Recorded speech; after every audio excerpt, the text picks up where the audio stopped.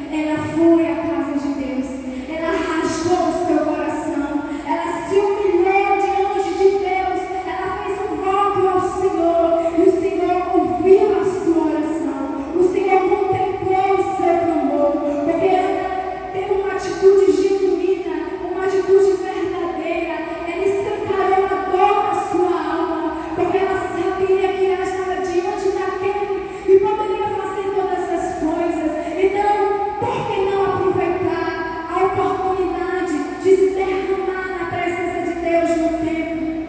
E o Senhor concedeu o desejo de Ana. Então, o sacerdote ali, quando ele libera a bênção, foi só para consolidar a bênção do Senhor. Porque, na verdade, naquela época, o sacerdote era uma tipificação do Espírito Santo. Então, ele estendeu a mão para Ana e disse: vai em paz, e Deus realiza o desejo do coração. Mas o que moveu a mão de Deus foi o choro, foi o clamor de Ana, foi o derramar de Ana diante do Senhor, diante do altar do Todo-Poderoso. Então, se você precisa, carece de algo da parte do Senhor, um milagre que só Deus faz, esse é o momento, essa é a oportunidade, essa é a estação que o Senhor nos concede para viver algo extraordinário da parte de Deus. Amém? Eu posso ouvir um glória a Deus? E nesse momento eu quero convidar, se for